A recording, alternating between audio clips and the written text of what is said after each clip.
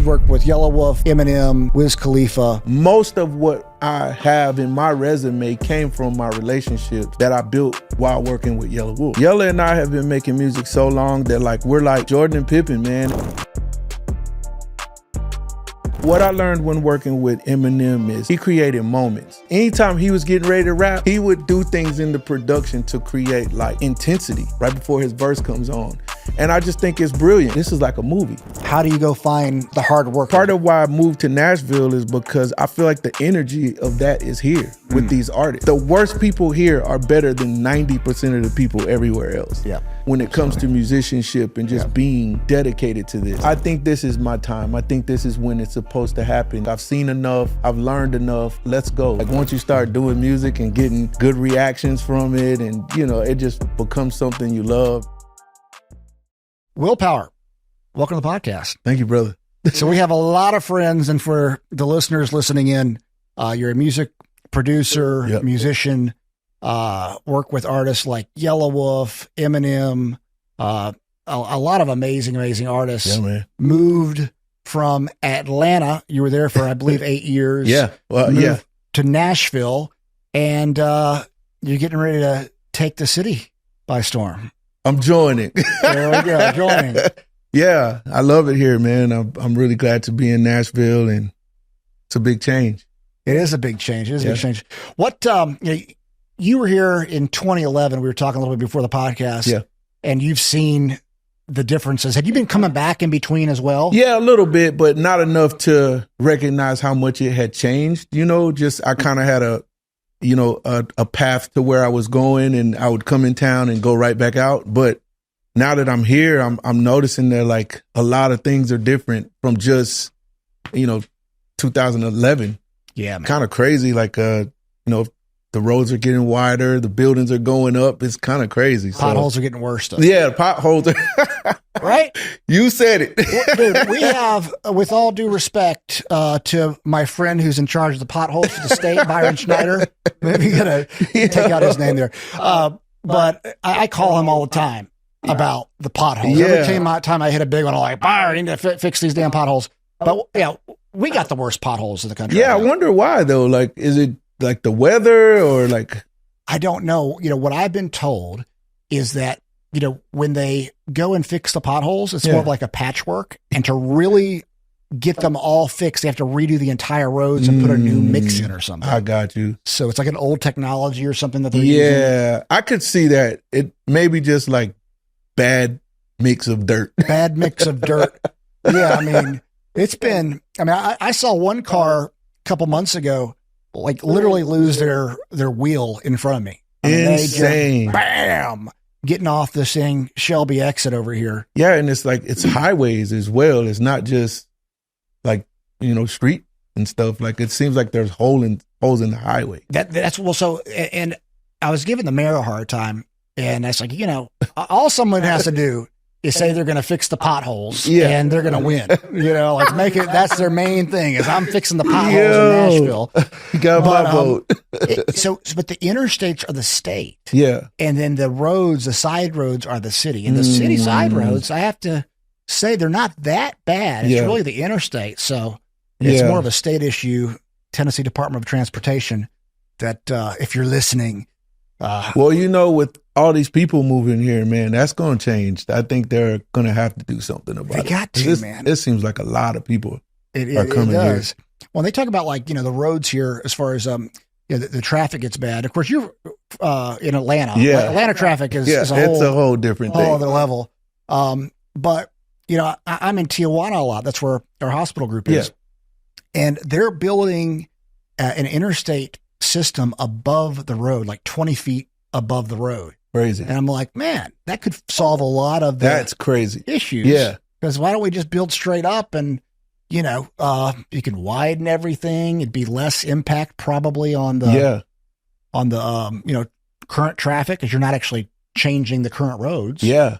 And imagine double. So you have the top one and the bottom one. That's what I'm saying. That's crazy. That's what I'm saying. Yeah. So, a lot of these, people running for office and stuff, it's kind of interesting, because when I look at some of the ideas, and they're like, oh, buses and trains. I'm like, they had buses and trains like 60 or 70 years ago. Right. Like, and we're going to have like flying cars here. So let's plan for the flying cars maybe. Right. But, so yeah, you moved to Nashville, but you were born in Columbia, or you're born in California. Yeah. Right? Yeah. I was born in Carmel, California, but I don't know much. I have family there, but I don't know much about it.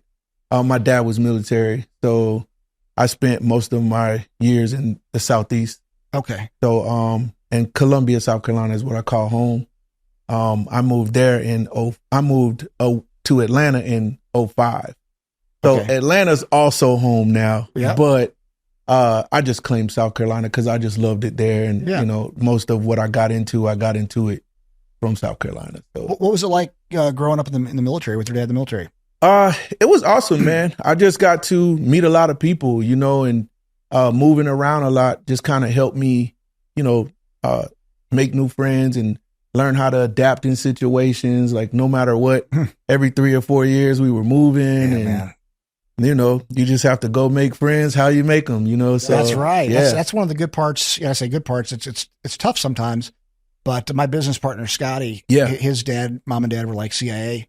And so he lived in Iran, Middle East. And he's like, you know, but then I went to like I don't know, I think he's at 17 different schools. Crazy. And he's like, man, I learned how to make friends really good. He's probably a great communicator. He's probably like getting to it. Yeah. That's what I got out of it. Like I just learned how to adapt and, you know, good and bad. You just figure out like how to survive in all situations, you know, by just moving around.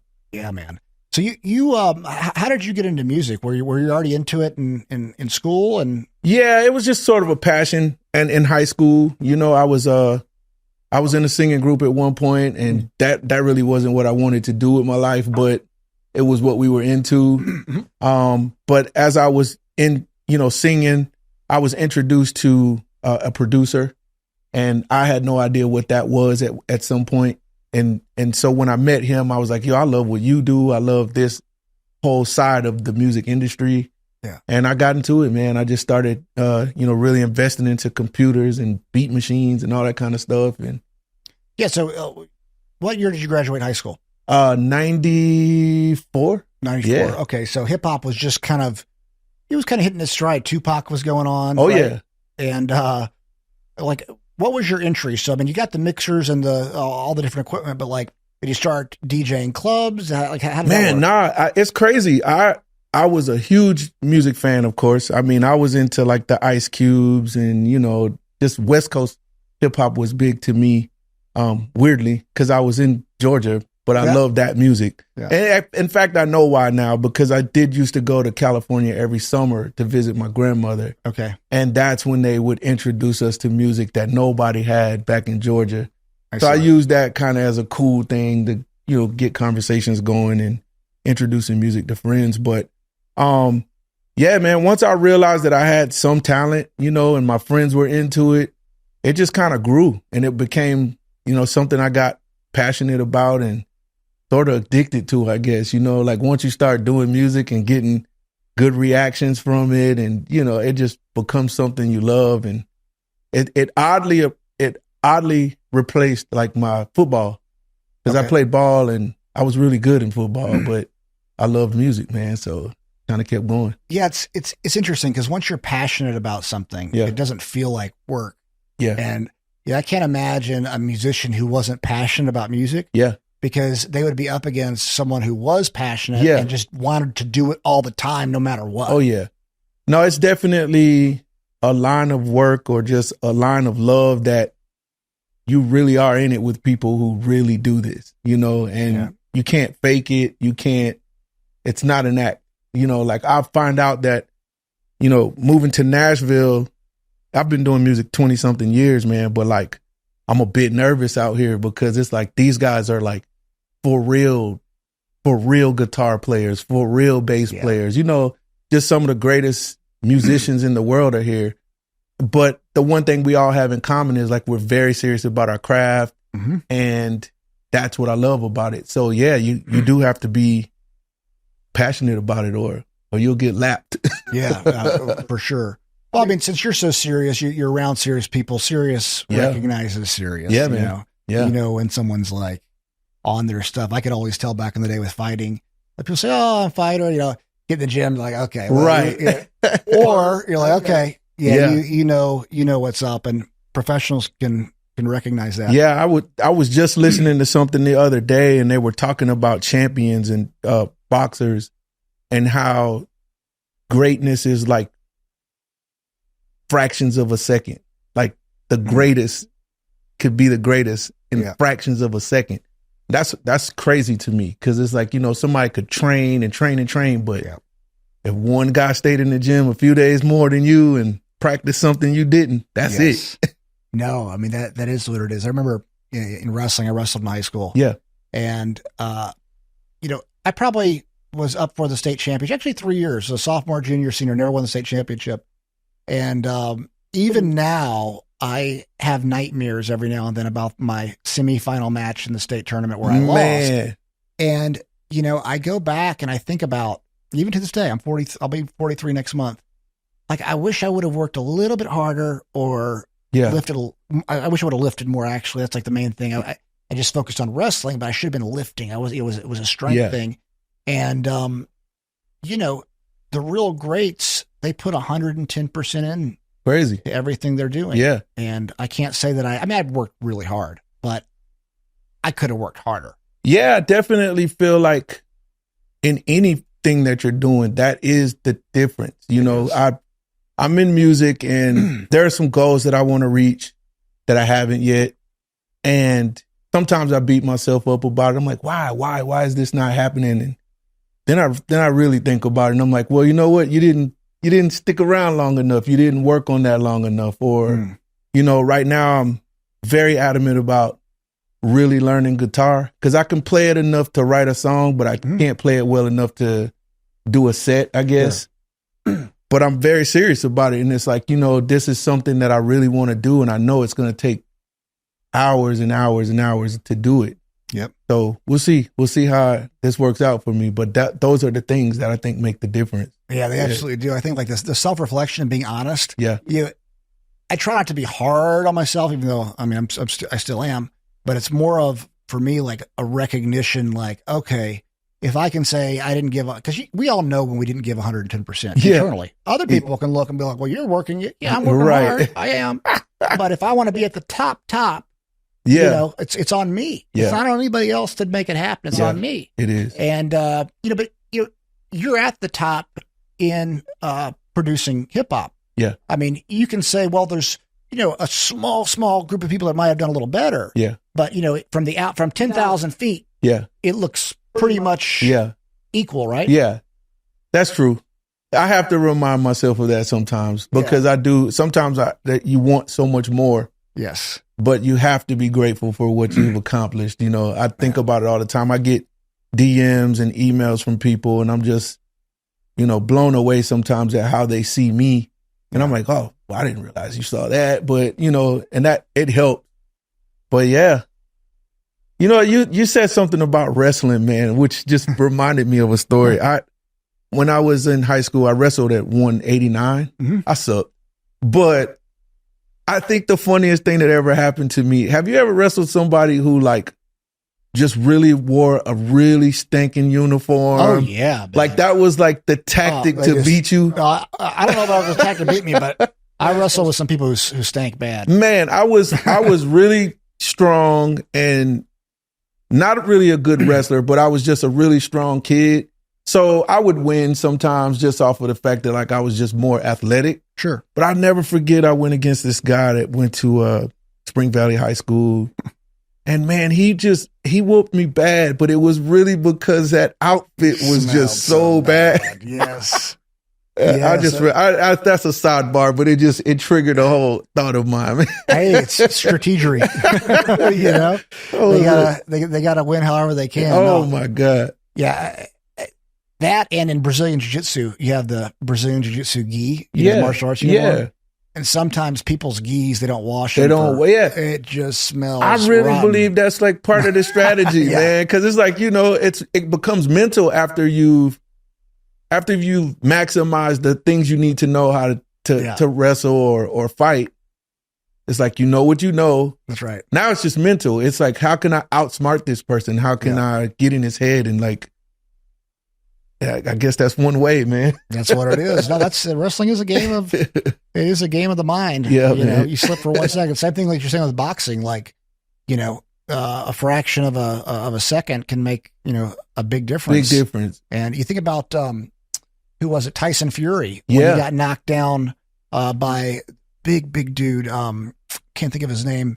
But he knocks Fury down, and it looks like Fury's out cold. And at like second 8, he rises like the Undertaker. Wow. And just pops up and then goes on to win. But yeah, I mean, it's those sports where it's individualized and the stakes are so high. Yeah. I mean, it's inches, man, that make the difference. Kind of crazy. Yeah. So you got into music in high school. You were in, like, you know, in got passionate about it. This is what you want to do. When did you actually start making a living doing it? It was shortly after high school. I was one of those kids who knew that where I lived, I couldn't really make it there. Mm-hmm. So I did what most people do, and I went to New York. At the time, New York was like the mecca of music, mm-hmm. you know, all things music, really. And so I took off to New York, and I got with a lady named Sylvia Robinson, who was the owner of Sugar Hill Records. Okay. Which I don't know if you're familiar with it, but there was the early rap group, Sugar Hill Gang. They had the big song, oh man, I can't remember the song. Anyway, a big rap group. And they're like considered the founders of like commercial hip hop. So like they were a really big deal.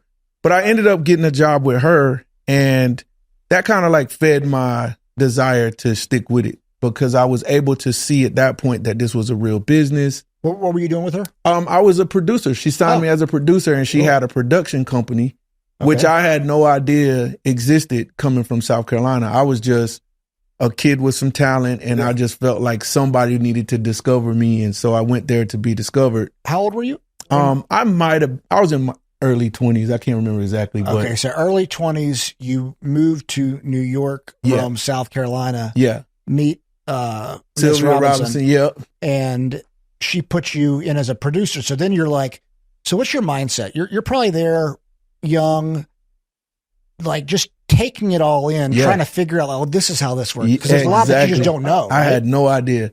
Yeah. And so she had this building. It was a 2-story building. It had around somewhere like maybe 10 studios in it. And she had all kinds of different producers in each room. So each producer was signed to her company, and they were every week we would write songs and turn them into her. And I didn't realize till later that was her forming like a publishing company. And like, so I signed to her. It turned out that it was a pretty bad deal though. You know, I had no idea what I was signing, but I ended up signing away like all my publishing. Oh shit. Yeah. For like some chump change. It was ridiculous. But what I realized in that moment was that this was a business, and that there was a business of selling songs and, you know, and getting placements, and it was all a business. Mm-hmm. And so I took all that in, man. And that's what kind of gave me the fire. It was like, you know, I knew that I had stumbled by signing the deal and just sort of not knowing what I was supposed to know. Didn't have an attorney, all these things as a kid. But what I did get out of it was I met some incredible people during that time. This was like 2000, 2001. And so that's when I met Yelawolf. Okay. And so, and I mean, we're still friends today. 2001. So you're probably, well, you're a little older than Wolf. Wolf would be, he's 42. Yeah, he was definitely young. He was like 20. 20, exactly. So, yeah, so we were just we kicked it then, and we've been friends ever since, you know, and we came up together, you know, most of our obstacles, we went through them together. Like it was just, we got turned down a lot, you know, and so we just stuck with it. But what I got from it was, you know, if I had never taken that leap to go to New York to figure it out, then I may not be sitting here now, you know, so Yeah, I mean, you got to get outside that comfort zone, man. Yeah, it's crazy. And I would tell any kid that wants to do something, like, go to where that thing lives. You know, like if you're a skater, go to LA or go to San Francisco. I don't know. I don't know much about it, but wherever it exists, you should go there and become a part of that. And, you know, something will come of it, you know. How did you have a job before you went to New York? Or did you really find it? So did you have money saved? How did you do it? Man, I just did the most ridiculous, you know. I was just like, I'm going. I think I had a girlfriend at the time who was down to kind of hold me down a little bit. Okay. And that was it. I mean, I had been doing music in my community long enough to where people were supportive. Yeah. They understood that I needed to go beyond where I was. Sure. So I had a lot of friends who were like rooting me on, and like, you know, I remember having conversations with my good friend Tasha, who just sort of supported me in that journey. And she just would call all the time just to talk about staying focused and like keep your eye on the prize. Don't worry about it. I know the deal sucks, but you got this. And so that kind of helped. But I didn't stay very long. I think I might have been there a year, maybe a year and a half. You got to see that it was a business. Yeah, you put it all together. As when you're passionate about something and you have an opportunity to learn. It's just like take it all in. Yeah. So here's the really crazy part.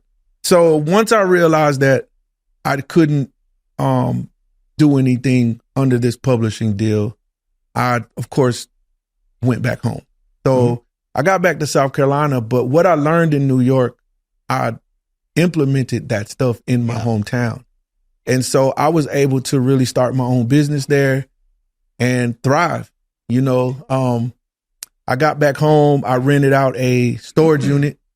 U-Haul used to have these office spaces that you could rent. Oh, interesting. And at the time they were like $30, $40 a month. It was crazy. And so they had these timers on the wall where like for 2 hours you could turn the lights on and the air condition. Okay. But in 2 hours it would cut off. Everything would cut off. You just have to reset it again. Sure. Well, of course we rigged it and just like made it where it stayed on all day. Like I know for a fact that I'm responsible for, they probably charge $400 for those rooms now. I know I'm the reason for that because we ran that light bill up. Something crazy. But yeah, I took that and I turned it into a recording studio, a small little like home studio setup. Okay. And I did my thing out of there for like a couple of years. And that's when I really became, I think that's when I became a producer. I really studied the craft and like got better at it. I had clients. It was just a really good situation. So, and I got all that information from New York. It was like I watched this lady do it, but I just did it on a smaller scale in a smaller place. But it helped me sustain my life. And that's how I started making money and figuring out the business of it. Now, when did you met Wolf in 2001-ish? Yeah.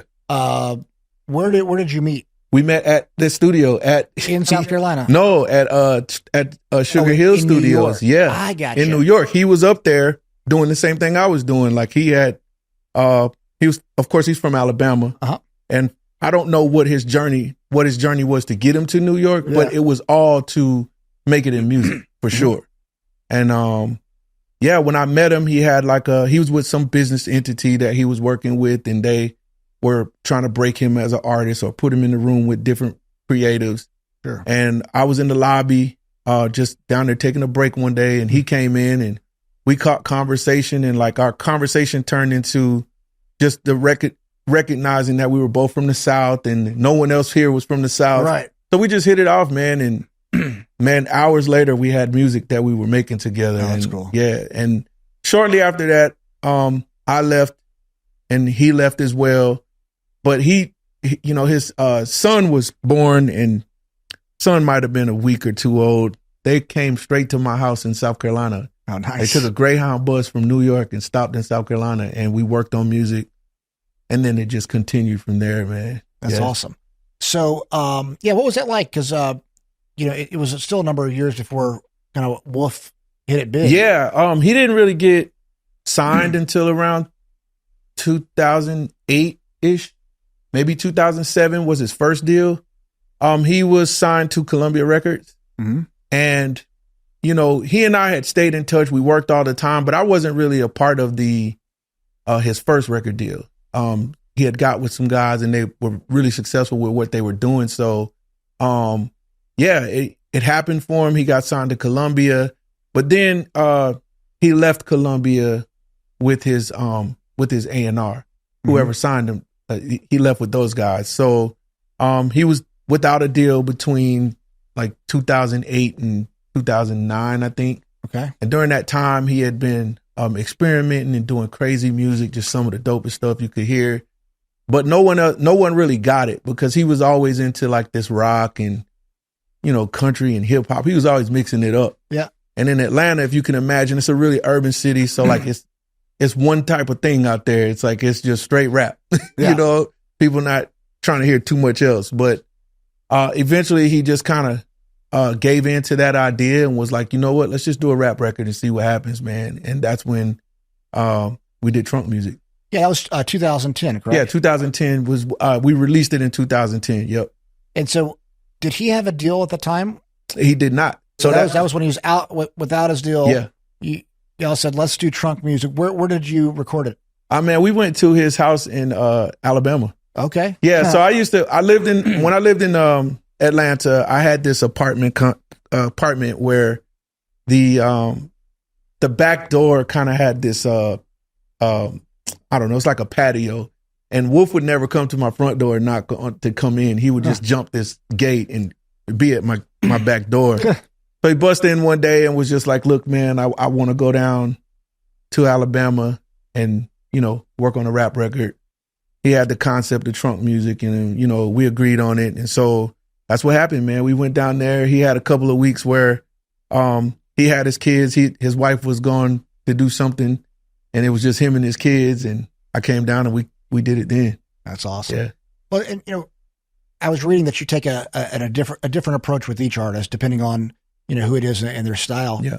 What's it like, or, you know, in 2010, what was the approach to working on this rap album with Yelawolf? Man, that's a good question. Honestly, man, we just vibe. Yella and I have been making music so long that like, we're like, I don't know, man. It's like Jordan and Pippen, man. It's like, we just know what we want to do.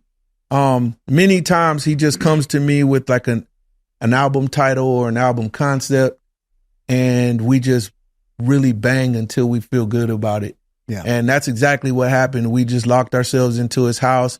He's a very visual person, man. So like he took a spray can of paint and like wrote out all of these affirmations on the wall. Like this wasn't his house either. He was renting his house, by the way. So he basically just like, you know, wrote all these affirmations on the wall and we agreed to those affirmations. And then we just worked on the project and didn't take us that long. It might've been a week, maybe two. But once we got it, man, we went back to Atlanta and turned it into his label and it was up. Man. Yeah. And that was his first big album, right? Yeah, it was. It was his breakout album. He and I both agree though, there was a few mixtapes before Trunk Music that we really loved. He did a mixtape called Stereo that I was just a huge fan of. I had nothing to do with it and it was like one of my favorite projects of his. But yeah, Trunk Music was just a great breakout project. It came at like the perfect time. You know, there was, I don't know if you're familiar with the era when music blogging was a big deal. I remember blogging. Yes. Yeah. The blog era was huge in music. It was right in between the era of CDs going over into streaming. So mixtapes were a big deal. Like downloading music was a big deal. It was right at the cusp of music becoming like really free out here. And we put out Trunk Music and it just caught on really fast. It was like we dropped it and the next thing you know, he was just booked everywhere and it really caught on. Is that the one that Don't Make Me Go Pop the Trunk? Yeah. Yeah, I love that song. That's that song, like it really took off. And he had done a really amazing visual with an up and coming film team at the time. I think it was Motion Family. It was just a great timing of everything. Yeah. You know, every news outlet at the time that was a music outlet, they picked it up and everybody wrote about it and it was just it was really dope. And then shortly after that, it was right around South by Southwest. Mm-hmm. And he went to South by Southwest and just ripped it. Crushed it. Yeah, he killed it. Did you go with him? I didn't make it to that, but after his shows, they flew him directly from South by Southwest out to sign his deal in LA. Oh, nice. So it was one of those moments where it was just like surreal and everything just happened really fast. Yeah. And so was that the first artist that you'd worked with that like basically you were involved with breaking? Yeah. Yeah. You know, and honestly, I still talk about it to this day. Like it's still something that I'm still chasing. I still want that again with somebody. Mm-hmm. Like a lot of producers are, you know, the type of guys who seek work. So like, for instance, like if I wanted to make like a Lee Brice album, I would seek that and try to work my way into a room to be a part of that project. Sure. Or if I want to get on Jelly Roll's album, I'd, you know, take whatever steps it takes to get into a room to work with him. But for me, I'm an artist development guy. So like I've always been into, hey, I want to start with the person that has nothing and like try to make it with that person, you know. But unfortunately, you know, it's not a lot of people who are cut like Yelawolf, man. Like I couldn't put it in words how hard he worked to get what he got, you know, and a lot of people don't know that, but I was a part of that. And I saw the sleepless nights and the, you know, just the show after show and just, you know, fighting the system to get what he wanted. So the grind. Yeah, that grind, man. It's tough to find people who have that in them. Yes. You know, but it exists. So I'm trying to find another one of those out here. You know what I mean? Yeah, man. Well, it is all about hard work. I mean, you know, my fight coach, a guy named Lloyd Irvin, he would always say, hard work always beats talent when talent refuses to work Come on, hard. man. That's all facts. And that's just what it is, man. Like you get to, and I would see it with fighters that I would train. Yeah. I had, and actually he won't mind me saying it. He's a friend and he acknowledges it, but a guy named Dave Herman. Yeah. He was 6'5", 6'6", 245 pounds, about 5% body fat. Jeez. Super flexible. Put his legs behind his head. Great beast. He walked on to Indiana wrestling team without ever wrestling before and went 28-7 his first year. Oh my God. Division I as a heavyweight. Jeez. You know, the most athletic guy I've ever seen. And, you know, he started out 13-0 as a professional mixed martial arts fighter. And then he took a loss. And after that, he came to train with me. Yeah. And I just couldn't get him. And all of his friends and other fighters that train with him, like, you know, Ed, you got him to work harder than anybody. But, you know, it wasn't at that. Yeah, you know, he could have been a world champion and held it for 5 years. Yeah. You know, that type of level of talent. Yeah. But, you know, he just wasn't his thing. He didn't really kind of want to do it. Didn't have the passion that we're talking about. You know, that's what I find out. I've been a part of several artists' journeys since Yelawolf, of course, that are independent, unsigned artists who are, you know, who say they want to make it and they want to do it. But you just find out over time that, you know, they're not going to take those risks. They're not going to do without, you know, they're not going to go that extra mile. And being that I've been in this as long as I have and I've had success with it, it's certain things that I won't let happen just because I'm like, well, we don't have to do that. We can, but you find out that, you know, that's kind of the crutch.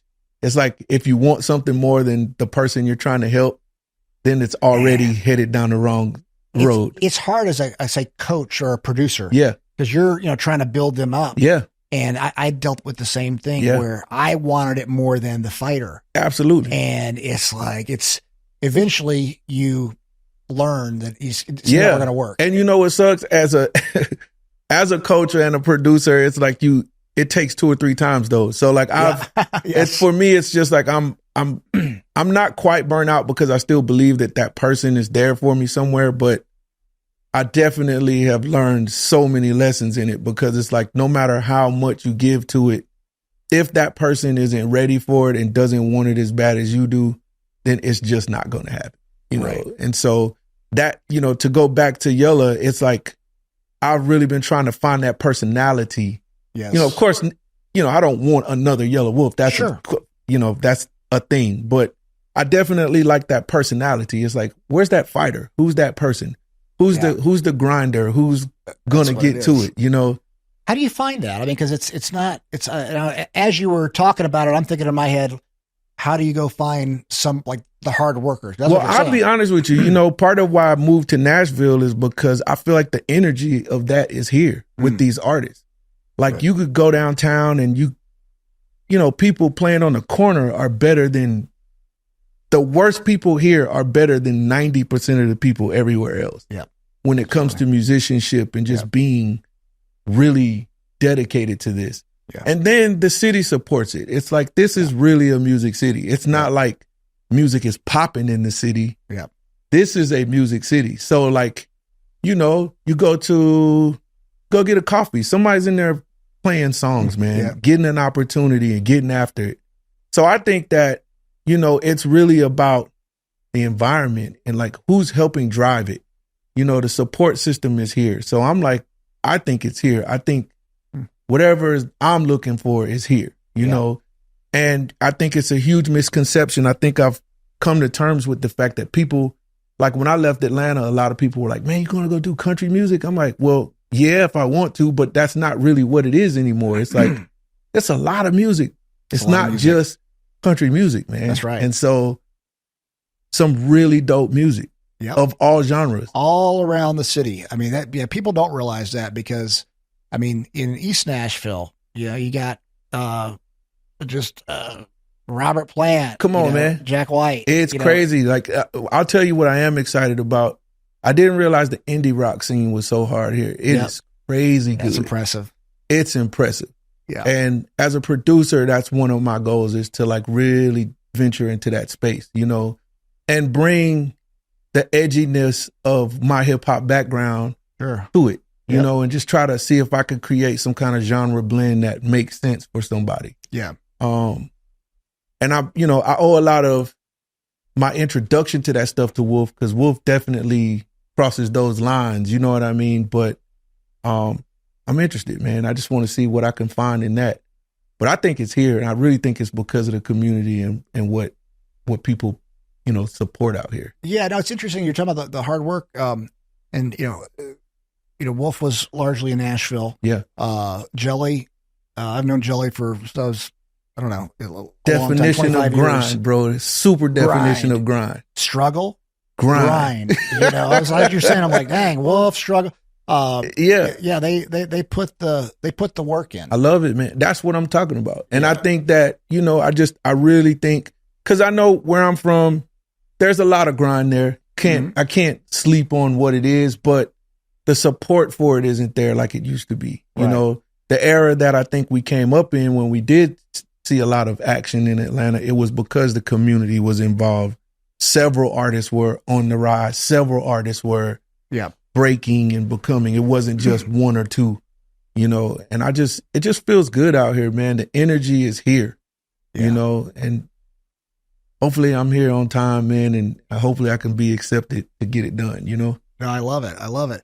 What's, so if you were to say your goals over the next 5 and 10 years, if you could wave a magic wand, work your ass off and achieve these goals, what would that be? Find an artist, develop it, get some top 40 records. Nice. Really big records, you know? I've had a lot of success. I've had a lot of placements. Like, I'm a very busy record producer, but I still have a journey to the top of the charts that I want, you know? And what's really awesome is a lot of my friends are seeing those successes right now. So to see Jelly roll with like 4 number ones, that's awesome. That just makes my heart feel so good, you know? And it's like when you see that, and this is someone you know is just like you, you can get this done if you just buckle down and get it done. Yep. That's what I'm going for. So, you know, I really just hope to be able to, I'm going to do it. Let's just put it like that. Yeah, it's going to happen, man. It's already done. That's right. It's not yet. Yes, sir. No, that's good. I can somewhat relate because when I train fighters, like my fight gym was one of the biggest in the country. Yeah. But I never trained a world champion from the first day on. And it always, I had guys that were in the UFC, you know, a ton of guys in the UFC, Strikeforce, all the big organizations back then.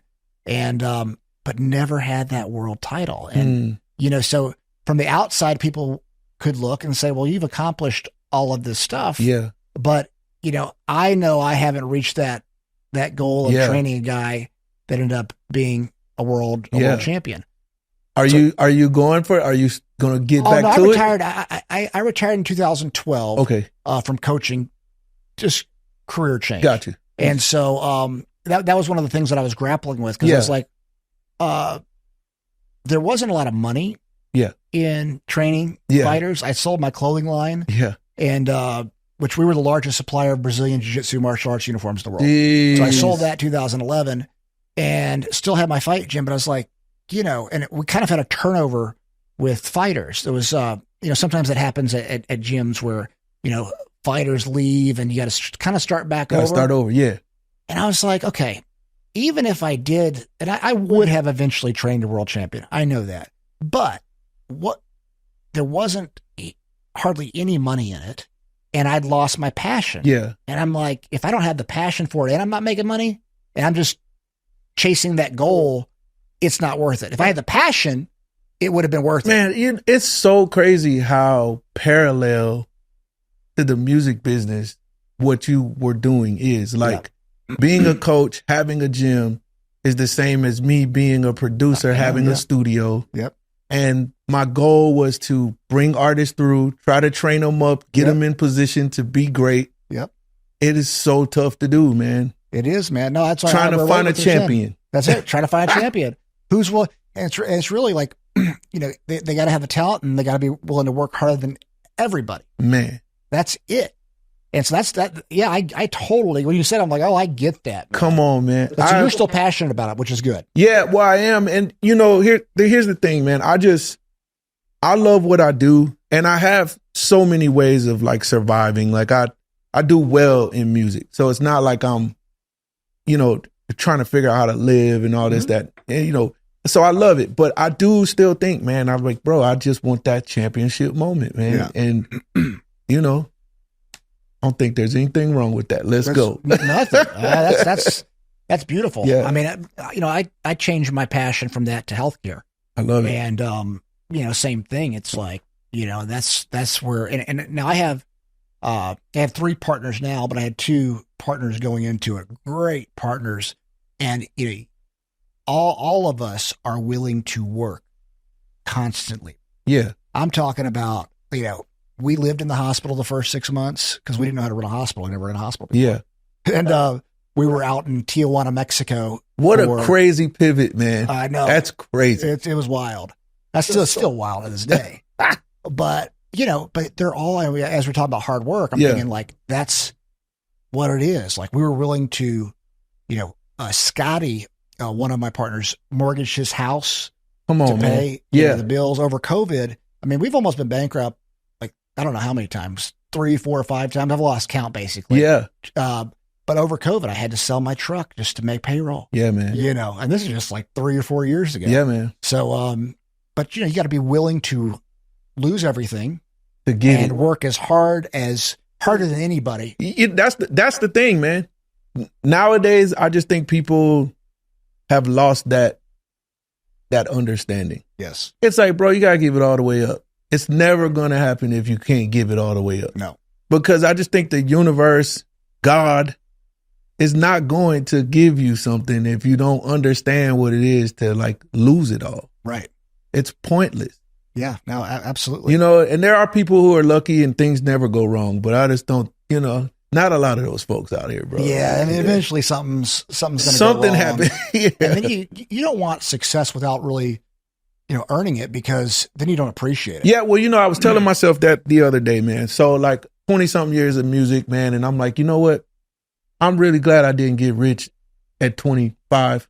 Mm-hmm. Stupid, crazy rich at 25, because I just would probably be broke now. I think this is my time. I think this is when it's supposed to happen. And, I'm just prepared for all of that now. It's like I've seen enough. I've learned enough. It's like, let's go. Let's see what happens at this point, So that huge amount of success is what I'm yearning now. It's like that's where I want to be with it. So. Well, I'll say this, and my partners and I talk about this a lot, actually. I feel like there's never been an easier time to be successful in this country. Yeah. Because you have so many people who aren't willing to work hard. That's right. And like, you know, I heard Dana White say, like, just be a savage. Like, yeah, I try to be I try to be honest. Always, like, our thing is we always try to do the right thing no matter what. Even if it doesn't necessarily benefit us. Yeah. Do the right thing, but be a savage. Dude, between technology and lazy people. Yes. You got that. You're up one. Yeah, you're up one. Big time. So you just got to find the guy that's got the talent, but is willing to work harder than everybody. Yeah. I mean, think about Wolf. Think about Jelly. Yeah, man. I mean, Jelly Roll literally, you know, gave up. He was living out of a van. Yeah, come on. He was crazy. Broke as hell. Yeah. Dealing with his addiction. Yeah. And, you know, never lost that faith. Yeah, man. He had a great woman behind him too. Yeah. You know, Bunny ran his back the whole way. But, you know, if you're willing to risk it all and then work that hard. Yeah, man. In today's society, you're going to get your break eventually. Yeah, man. Yeah. It's all facts, man. People are just, I don't know. I think when people see, I think also because of the internet, people have this big illusion of what it should be and how easy it should be. But people just won't give up. They won't give up the things they need to in order to get, you know, to the finish line, man. You have to wonder if they're were addicted to the Instagram, TikTok, all the algorithms, if they've got people like brainwashing. Man, I had a friend tell me the other day, we were having a discussion about addictions, you know, and we all tend to look at certain things and we look down at it. We're like, you're addicted to this or that, you know. But my friend said, man, look, we're addicted to work, bro. Mm-hmm. So it was like everyone has some type of addiction. It's like, at what point are you going to make a decision so that it can benefit you? That's right. That's where I think we are, you know, those are the choices you can make these days that could make all the difference in the world. It's like, let's get addicted to, you know, succeeding at this and going beyond where we, you know, what we can see. Yeah. You know, so yeah. So let's go back a little bit because, you know, after 2011, you got to work with a lot of great people. In the last 15 years, you've been doing the damn thing. Awesome. You worked with Eminem. Yeah, worked with Eminem. What was that like? All right, it's crazy. I get this question all the time, man. But it was just surreal. It was a just pinnacle moment in my life. You know, like one of the greatest rappers of all time is like I'm in the studio with him. And you know, I'm not really a person who would normally try to get a photo, but like I think that's probably the greatest thing I ever did in my career was actually be smart enough to get a photo with Eminem because it really just spoke to that moment, man. But I was just really glad to be there. And, you know, I'm a sponge, man. So I watch people and I watch what they do. And, you know, people don't realize, man, how much of a beast that guy is. You know, bro, he would, in between our work sessions, he would go back and do like workouts. He had like a whole gym in the back of the studio and disappear for a few hours and come back out and just, you know, get back to it. But just a real, for me, it was just one of the greatest moments of my career. You know what I mean? And to have feedback, there was a couple of records that we did, cause I have more than one record with him, but, you know, he would add input and add production to things that I worked on. And, you know, at first I wasn't sure how to take it, but you start to realize that, like, listen, these people are geniuses at what they do. And like, you want that to rub off on you and you want that to be a part of what you're doing. And to this day, my highest streaming songs are songs that I've got with him, which isn't really surprising. But at the same time, it's like, you know, this is what we signed up for, you know? So I'm grateful, man. What were you like, sitting in the room, like, just like pinching yourself, asking if this is real? For sure. So like, you know, he's got like these, he's got equipment in there that are like classic pieces. Like he had an MPC with his name on it. And one thing I remember was like, there weren't a lot of plaques and stuff on the wall, you know, and, you know, I want to say that he told us that the reason is that he just likes to always be reminded of where he came from. So His place isn't like all crazy fixed up. Yeah. It's a really nice studio, no question. And, but I mean, it's his place of work. It's his dojo, man. And it was just dope to be in his dojo. That's how I felt about it, you know? That's awesome. One other cool thing about it is he had these old school like video games in there. He's just, man, it's so crazy to know that like the greatest rapper in the world is just like chilling. Yeah, absolutely. Just a regular person chilling. I was gonna say, what do you think the main thing, the biggest thing that you learned, kind of being in the room working on a project with them? So I'll tell you what I did learn as a producer. I learned that creating moments in your records could be all the difference in the world. So as a rap producer, you know, we do certain things with our music that creates a pocket, creates a vibe. You know, sometimes we're into 808s. It's different things that kind of make the music jam. Mm-hmm. But what I learned when working with Eminem is he created moments. So, and one thing that I just thought was really funny, but also clever, is anytime he was getting ready to rap, he would do things in the production to create like intensity. Oh. Yeah. So like if you go listen to any one of the records that we did, if you listen to Best Friend, like before his verse comes on, like the music does something or it breaks down and it builds up right before his verse comes on. And I just think it's brilliant. It's like, those are the things you learn. It's like, oh, so this is like a movie. Mm-hmm. So in other words, you know, right before we get to the, you know, the height of the movie, this is what we can get this feeling before it happens. Yeah. And so I learned that and I implement that now in my production. I also think about, you know, how it should sound when I want it, you know, to have a punch or have something special happen. And so I picked that up from him, you know, and I thought that was really dope. That's awesome. Yeah, it's kind of surreal when you're in the room with what you consider greatness in like sport or in art, you know, in music. Yeah. You know, I've thought about, you know, because I think about certain moments out of my career when I got to train with certain fighters and, you know, it's hard to explain. There's like part of it's gratitude. You're grateful. Yeah. Part of it's like you question if you, well, for me, I question like, I deserve to be here. Yeah. You know, like, am I really here? But I'm here. Yeah. I went through that. It definitely helped me. It helped me solidify my position in music, I think. At that point, I was like, wait a minute, I'm in the room with one of the greatest. So like, that means I'm supposed to be here and this is where my life is taking me. And so I need to, you know, really walk in this and use it to catapult me from this point on. And it has. I mean, that one thing led to so many other things. You know, it's sometimes just being able to have that in your bio just kind of helps you open doors, you know, because of the amount of respect that people have for his creative. Well, you know, he's not going to create with people that can't match up, you know. So I mean, everybody pretty much says Eminem's like GOAT, or let's say pretty much everybody's like top 5. Oh, it's definitely top 5. Every conversation. There's no conversation that I don't even want to have it if he's not in the top 5. So yeah. And I think that says everything for me. It's like, you know, I can lay down tomorrow, man, and it's written that I had something to do with, you know, one of the greatest. So, you know. Have you ever worked with Struggle on anything?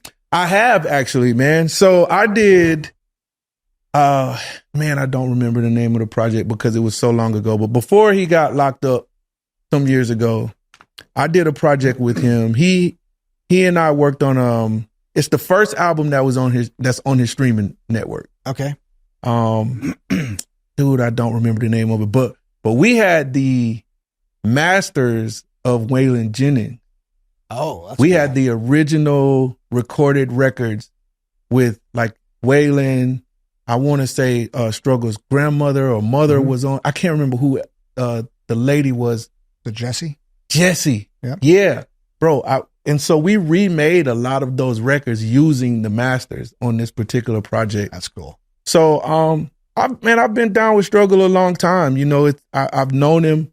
I'm super proud and happy for him. You know, it's been years since I've actually been in the studio with him and got to create. But I'm proud to say, man, I was a part of his early journey, man, and just helping him figure out what he was doing. And, you know, we loved that project at the time, but, you know, life kind of happened in his life, and man, you know, it kind of went where it went. But well, you look know, at him now. Struggle. Yeah, I mean, he went away for 5 years. Come on, man. He was facing some real time, real time, and came out, stayed away from drugs. Yeah, I mean, so you know, he had a lot of people around him, which is tough because he was serious about that when I knew him. Yeah, well, I didn't know him, really know him then. Yeah, but like I do know, like a lot of people have died of fentanyl around him. He talked about that on the podcast, and you know, I mean, after going away for 5 years, it's not easy to get back into the grind and live a straight life. Bro, especially with everything that happened while he was gone. Yeah. I mean, like that. I saw his interview with you. It's insane. It's insane, man. It's insane. So God bless him, man. Cause like low key, if anybody deserves it, it's him. Yeah, right. Like, bro, it's yours. You got it. Yeah. No, he's put the work in, and I'm just proud, man. It's cool to see. I love seeing friends do well, especially when they've had to overcome, you know, so much adversity. It's crazy, man. He used to come down to Atlanta when we were just getting going, and man, he just always grinding, man. Just always trying to figure out how do I fit in, where do I get in. Yep. Always helpful, always down to help somebody do something, you know. So I'm not surprised at all, man. You know, low key, the whole crew, I'm just looking at them all like, bro, I knew it would be what it is because like you guys always had it. You always had it. You just needed to, for whatever reason, God needed to shake it up, man. Put your time in. Put your time in, man. Put the work in. That's it, bro. You can overcome the adversity in the middle of all this stuff. You're going to be successful. Yeah, man. And look at him now. Yeah, man. So it's cool to watch, man. I love it. I mean, Wolf has been successful for a long time, but like Jelly was, I mean, really, well, Jelly was doing good, but you know, when he got his deal with BMG, and went into country music, it's been, I mean, he's like a superstar now. Oh no, not like he is, bro. It's official. It's official. It's so cool. I don't know anyone that I can put besides an Eminem that has like 4 #1 records, bro. Right. That's insane. And he's done it in 2 years. Dude. And, you know, he's got, I mean, he's basically in country music. He gets a record, it'll go #1 now. But you know what I think is really dope? He's got this homie, David Ray, he's a songwriter, producer. One of his homies, man, is the way I know him. And just the fact that like he's getting this done with one of his homies is like, says everything I needed to say. Yeah. You know what I mean? Because so many people get in the music business and make it, and all of a sudden you just start seeing people who came up with them, they don't exist anymore, or they're not around, and for whatever reasons, you know. But when I see a guy go to the top and he still got his core guys with him, that's it, man. Nothing else you can really ask for. All you can do now is just root him on and just be like, bro, go get it. Yeah. You know what I mean? I'm just waiting for him to be an American Idol judge. I was reading some rumors. Not that I'm a big he's been on there like twice, right? Yeah, like, so he'd be a great coach. Man, come on, for sure. That'd be wild. But no, it's been fun to watch all of them, you know, do well. Telling you, man, something in the water, Nashville. So you're next. I'm going for it. Let's go. Let's go. That's good. You work with Wiz Khalifa too, right? Yeah, Wiz Khalifa, man. So Yella's career started. So the dope thing about my career, and I could say this is also why I'm so interested in trying to find another artist and build more business with an artist, is because most of what I have in my resume came from my relationships that I built while working with Yelawolf. Mm-hmm. So like I tell people all the time, it's like, listen, man, don't worry about trying to be 100 places. Stick to that one place, dig in, and it will open up doors everywhere else. So the reason I say that is because the whole Wiz Khalifa play came from, Yella actually was out opening for Wiz Khalifa when he first got signed. Oh, cool. Yeah, so he was pretty much out on the road for $300 to $500 a night, but it was really Wiz's tour. But Yella was going in front of crowds. They were throwing stuff at him, but he just like fought through it, man. Like just like crazy white boy, just wilding. And, you know, we're like in some of the hoodest spots you could think of with nothing but weed smokers and people that don't do what Wolf does. You know what I mean? So we got through that, man. But in that, you know, we became homies with everybody. And like our friends are people who we like crashed on the buses with and like had to mob out of shows real quick and protect each other. And, you know, so that's how that happened. You know, I just ended up having a chance to play some records for him, and he took a record, and like we cut the song, and that turned into other things, and it's just dope how it works. Yeah, it is wild. I mean, those relationships and connections that you build along the way. Yeah, they open up opportunities. The whole business is relationships. Yeah, and really I you know, sometimes I cringe when I see people just not take that part serious. Right. You know, like, yes, I mean, and there's times where there are times where you should stand up for yourself and, you know, take a stand on things that are right and wrong for you, but like should always consider, you know, the pros and cons of like ruining a relationship or walking away from something in a bad way. Dude, that's never so right on. People don't realize that. So I look at, so the first part, there's two parts to my career. First part was MMA. Yeah. The second part is what I'm doing now. And, you know, MMA, because I grew up doing it. Yeah. You know, so like my dad and uncle both box. So I always wanted to be a boxer or a fighter. And, you know, I opened my gym when I was 20. And so from 20 to 30, all I knew was fighting. And I thought that was normal. Yeah. Like how fighting works is not normal. Right. I know this now. It was like all about fighting. Yeah. You know, and so I can look at now, I burned some bridges then that I wish I wouldn't have. Yeah. And I could go back and I'm friends with everybody now. Yeah. But I was in my 20s, you know, hot-headed, testosterone. Like, wanted to show everybody that we were the best. Right. And so, but, you know, the last 15 years or 12, 13 years, you know, I'm not burning any bridges. Yeah. I'm like, how do we, like, how do you create a win-win in every situation? Like, what's a win for you and me at the same time? Yeah. If I'm not doing a win-win, I'm not doing the business deal. Yeah. You know? Yeah. And, people do. They burn the bridges. Yeah. And they hurt, you know, ultimately it limits opportunities in the future because you don't have that bridge that's still to be crossed. Yeah, I definitely think you got to think those things through, you know. I mean, and unfortunately, it comes down to money a lot of times with people, but it's like, is money really worth it? No. It's really not, man. It's like at the end of the day, it's like, you know, if you could keep it cool, try to figure that out. Now, I mean, it's still times where you just can't do business with some people or you just can't do some people. It is what it is, but I think those times are those are much different than bridge burning moments. You know, I've seen people just blow it just because like, dude, you just got too much ego and don't know how to deal with this. Like, that's ridiculous. Ego ruins a lot of shit. It does it, man. And misunderstandings and things like that. It's like, nah, man, you got to come to terms with it. And when you realize, because each industry is very specific and each industry is very small. Mm-hmm. Like no matter what, MMA is everywhere, but trust me, it's not as big as people think. Oh, that community is like, it's not that big. Yeah. And so if you want to get in and play for real, it's even smaller. Right.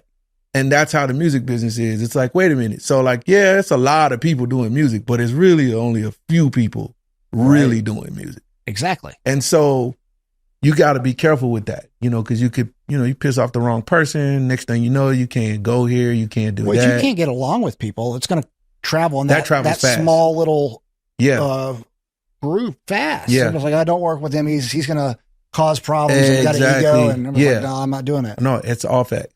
Yeah.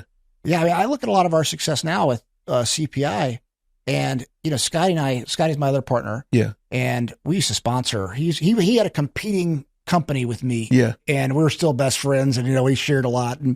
But you know, we sponsored so many people that, you know, now, and I can't say who was down last week, but it was a very, very, one of the most famous people, you know, out there. And the guy's trainer, was with him and Scotty was his first sponsor. Wow. And so it built the trust. Yeah. But it's like, it made, you know, but it was like, dang. And Scotty didn't realize he was the guy's first sponsor. He knew they were friends from, you know, 20 years ago in Brazil. Yeah, man. He's like, no, you were actually my first sponsor. And he told, you know, the other patient. And it builds trust. Man.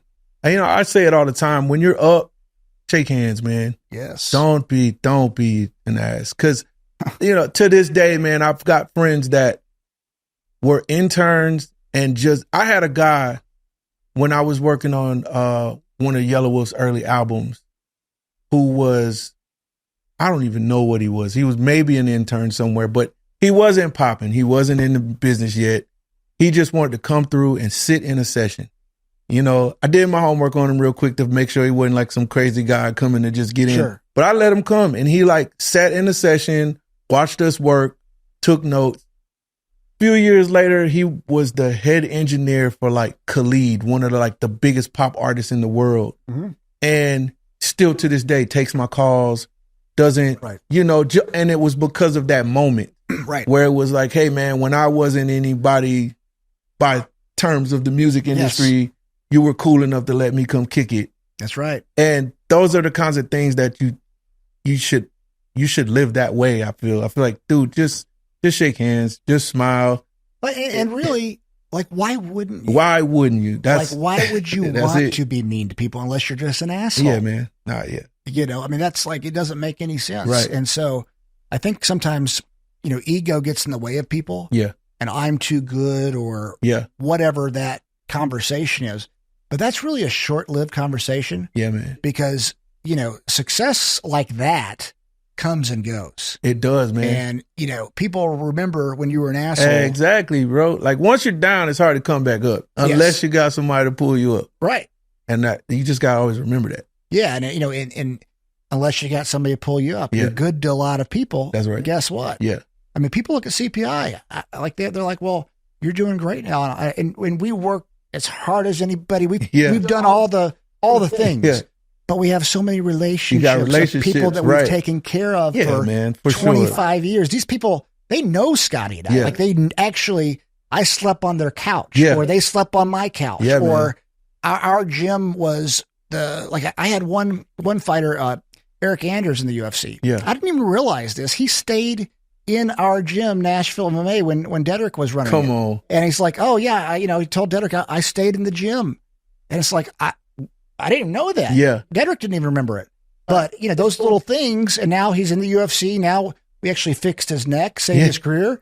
But it's like, he's one of our biggest supporters. But yeah, man, that's what it's about. And I think, a lot of people looking at what, wanting to be in the music industry, working with someone like you. Yeah. If people realize work really, really hard and treat people good. Yeah, golden man. rule. Yeah. Live by the golden rule. You're going to go a long way. That's it. That's really it. So many people, there are people who are not talented that are at the top, but it's because they're good folks. Yes, that's right. You know what I mean? And so people want to help you. People want to be a part of that. You know what I mean? I honestly think that has a lot to do with Jelly Roll, man. I think he's just such a good dude. It's just man, who doesn't want to help?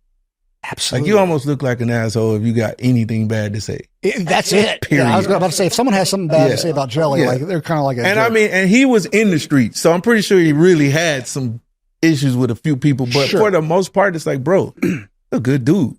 What do you say to that? Well, think about that. So I think sometimes society suggests that you've got to be a jerk, in a way, when it's really just the opposite. Yeah, I think it is, man. I think it's been sold that you got to scrap.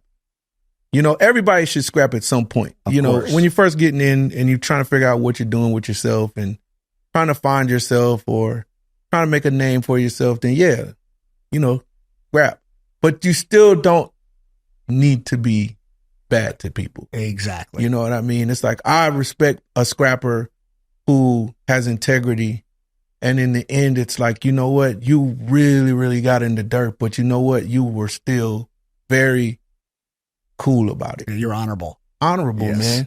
There's people, it really is. The music, especially in the music business, you know how it is, man. It's bro, there's some real shady. It's like fighting, man. Man, crazy. Same shit.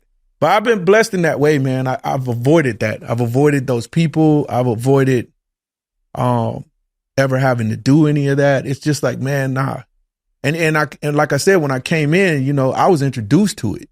My first deal was trash. It was how could anybody do this to anyone. Yeah. But, you know, I'm glad I saw it when I did, because it taught me what not to do ever. Like, it's like, nah, don't ever play with that, because that person, I'm sure that person just didn't think that I had to go home to my 2 baby girls and be like, I don't have that.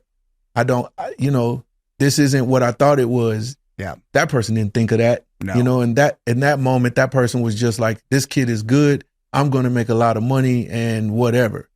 And so, you know, but it's all good, because like it turned around, you know what I mean? Absolutely. And so I just wish people were more like, you know, just wanting to do it the right way.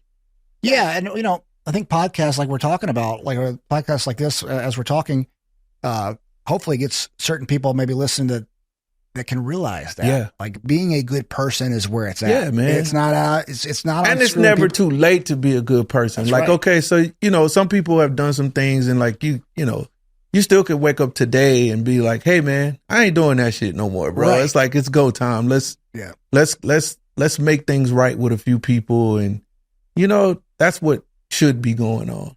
Yeah. The whole making things right. I did this leadership program years ago, and it was one of the most impactful things I've ever done. And it was super intense. First part's called discovery, like discovering all the walls and barriers that you create in your life, like 4 days long.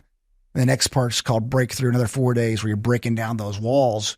But part of it is like going through a list, you know, just because it has you bring up a lot of memories, and going through a list of maybe relationships that you didn't become friends, or you lost a friendship, or maybe a family member, or whatever it is. We all have certain things.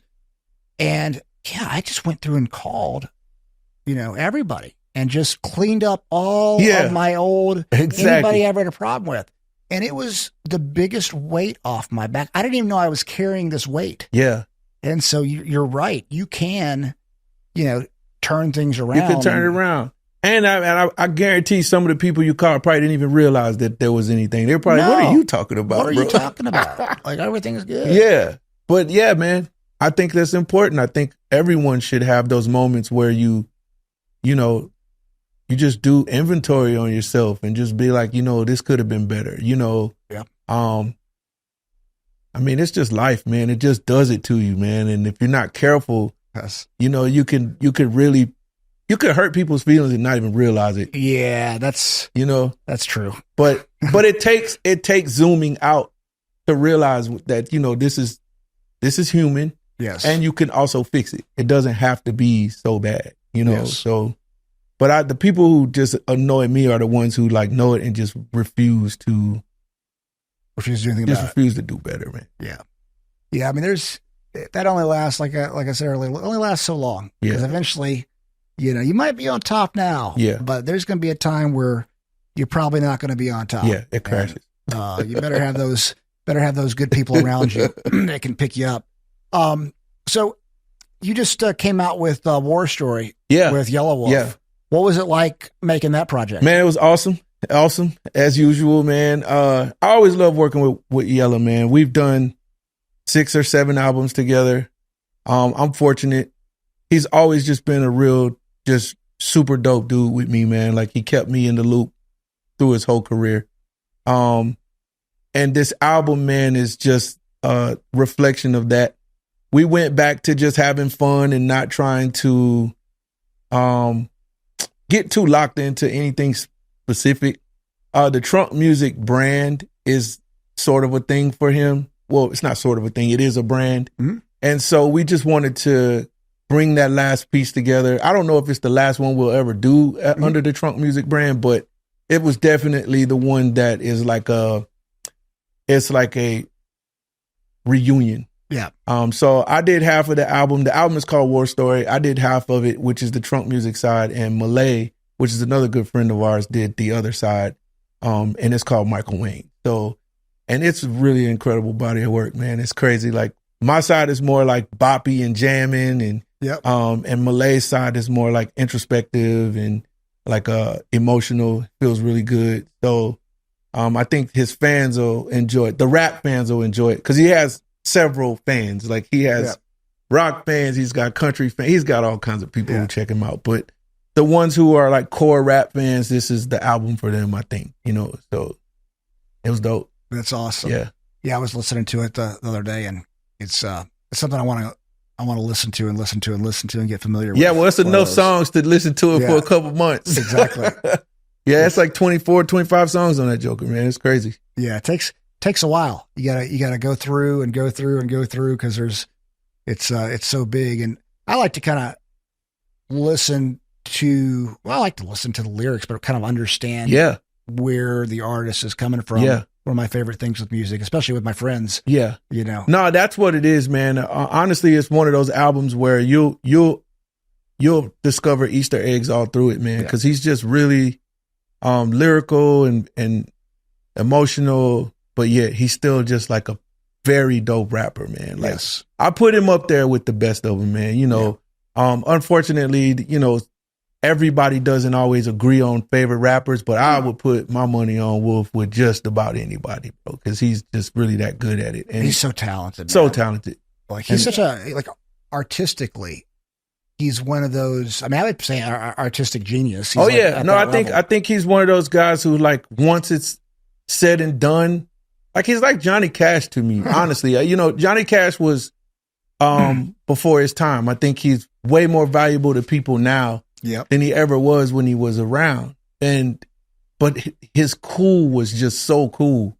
And I think that's what we see in Yella. I think that, he'll be the guy that Nashville is talking about 40 years from now, going, that's Yelawolf Boulevard, right? Whatever, I feel that way. I really do. So I'm excited to be still a part of that. Yeah, that's awesome. Did you open a studio here? No. So my studio was in Atlanta, and we were going to open a studio here. Mm-hmm. Yella and I had talked about it, and so we were going to partner on a spot. But our business dealings with the where we were going to put it fell through. Mm-hmm. So we've partnered over at we're at East Iris. Okay. So we have a residency there. That's near 100 Oaks, right? Like the Berry Hill. Yeah. Mm-hmm. And so he already had a residency there. Mm-hmm. But they added me to the residency now, and so we both are in the same building, and he has one side of the building, and I have the other side, and we're just in there going crazy, man. And I'm grateful because he's also just kind of opening up his resources to me. He's very well known out here, and especially in music, people just love him, man, and highly respected. Yeah, highly respected, man. Yeah. And like, if he's attached to it, doors just seem to open really fast for me. Absolutely. And I just appreciate it because it doesn't have to be that way, and but it is. Good people. Yeah, good people, man. That's what it is. No doubt. So, we've been talking, you've worked with Yelawolf, Eminem, Wiz Khalifa. Yeah. Some of the top people in the industry. You're looking for someone who's willing to work hard. Yeah. If they're listening, what would you say to them? I would say, I really don't know what I would say. I would just say that, like, just be special and stick to it. And when we find each other, we're going to the top. I love it. You know what I mean? Because I think that person is here. My spirit brought me here. I don't know what it is about this town that's got me here. And I think it'll come soon what it is. I got engaged before I got here. So me and my fiance are very serious about making a life here in Nashville, and we love music, and we just want to do something dope, man.